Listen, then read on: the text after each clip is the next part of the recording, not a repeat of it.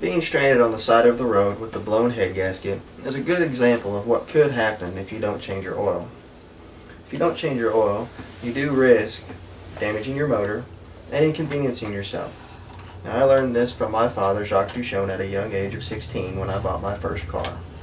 He explained all the consequences of not changing your oil on a set frequency. To avoid the chances of getting a blown head gasket, I will guide you through the steps of changing your oil, through gathering of tools, changing your oil, and the cleanup process. First, I would like to go over what supplies you will need to change your oil.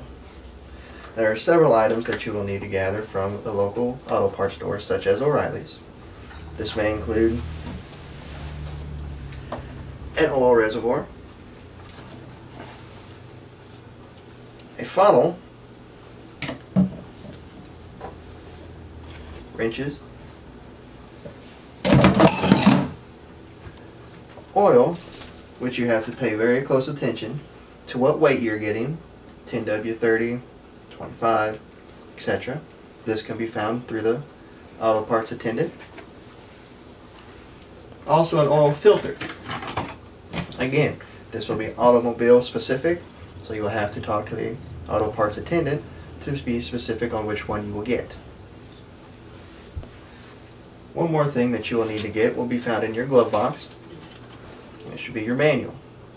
This can tell you all the specific information on how much oil and possibly what type of oil you need.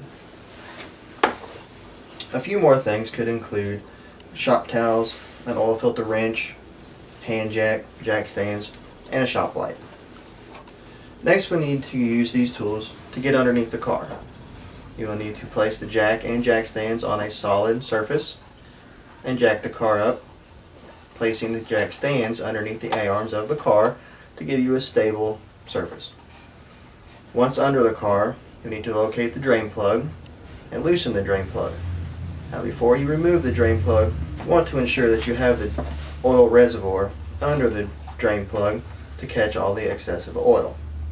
So now go ahead and remove your drain plug and drain into the oil reservoir. You will need to let this go on for 10 minutes or so to completely drain the oil reservoir on the car into the oil reservoir on the ground. Once completely emptied, you will need to reinstall the drain plug and tighten. Next, you will need to locate the oil filter. You can use an oil filter wrench to remove this filter, thus ensure that the oil reservoir again is under the oil filter to catch all the excessive oil. Next, you will need to let all that oil seep down off the engine and reinstall the filter. Next, you will need to lower the car off of the jack stands back onto the ground and refer to your owner's manual in the maintenance section on how many quarts of oil you will need to put into the car. Once you have the oil installed into the car, you will need to start the car and allow it to run for roughly 10 minutes. This was taught to me by my father.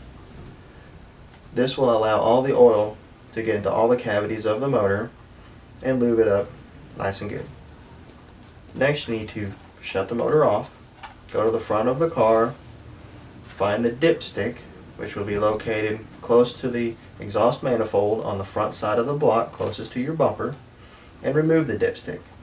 On the bottom of the dipstick, there will be two holes or two marks that will tell you how far the oil is up inside of the cavity.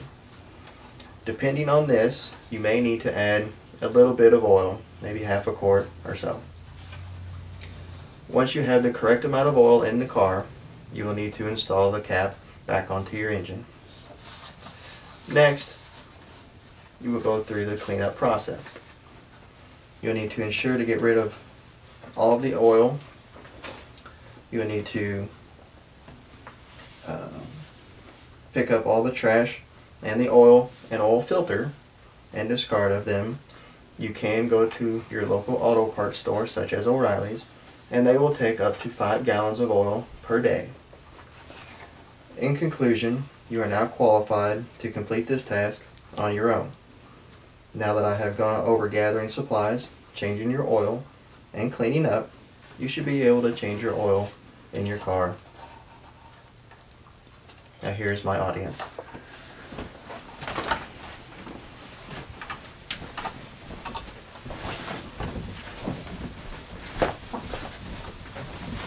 Thank you.